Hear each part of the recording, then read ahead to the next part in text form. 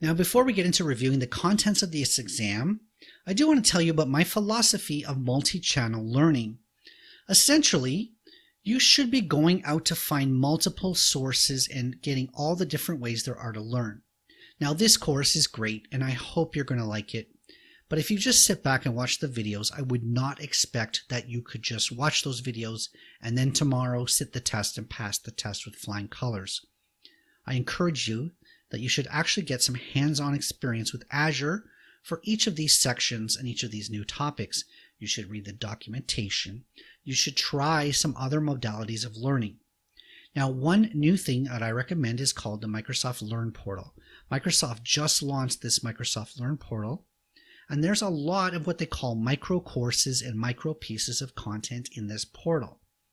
For example, I did a search for solution architecture content, and there's 17 micro pieces of content. And they do have some good overviews in terms of principles of cloud computing, the pillars of a great architecture, how to design for security, etc. So this is really good architect-focused content. Now, my hope is that this course and all of my courses are going to be basically able to deliver you the value of practical, hands-on learning within a video format. And that something like Microsoft Learn is going to be a good supplement for that. Some of these micro-learnings have hands-on labs built into them, so you can fire up the Azure Cloud Shell and do the tasks while you're learning alongside with Microsoft. So go check out the Microsoft Learn portal, which the URL is on screen, microsoft.com/learn. And I say it's a good way to get some additional learning from Microsoft. So this is the Microsoft website for hands-on labs. The URL is microsoft.com/hands-on-labs. Now you can go into the self-paced labs, and there are a lot of labs that you can go through.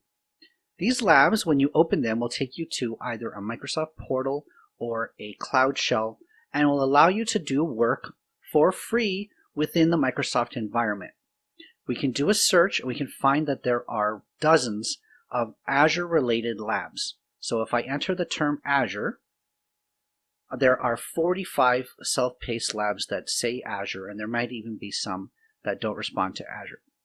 So this is a good way to get hands-on experience. Many of these labs take 60 minutes or 2 hours or longer, which gives you a lot of free access into the Azure portal. That's microsoft.com/hands-on-labs.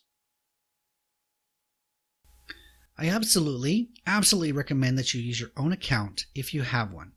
Log into the Azure portal, and as you're learning about security within this course, as you're learning about creating storage accounts in a secure manner, go and create your own storage account. And then start playing with the storage keys and how you access the storage account in a secure manner. Set up virtual network service endpoints so that your storage accounts are protected from the internet, etc. So hands-on experience is done through the portal. Now, if you're taking this course, I assume you're already 70-535 certified, and I assume that you already have hands-on experience, and I'm probably telling you stuff that you already know. But the last thing I like to recommend is the official Azure documentation. It's docs.microsoft.com, and you're going to get a lot of up-to-date information within the docs. Microsoft, in my opinion, does a very good job of keeping the documentation up to date, and so you go through here, there's a search feature, you can go and actually read some of the documentation that comes with each of those services. Another thing that Microsoft does within their docs is provide tutorials and other step-by-steps. So if you're looking for things to do within your Azure portal account, or if you do get a hands-on lab going and you have some time that you can play around, then you can find one of these tutorials in the docs site, and it will step-by-step you through creating virtual machines with PowerShell in this particular example. It's pretty cool that Microsoft provides many different ways to learn. So docs is docs.microsoft.com/enus/Azure. These are some pretty great free resources that Microsoft provides, and so you take those resources alongside this course. That'll hopefully get you to a point where you're absolutely ready to take and pass this exam.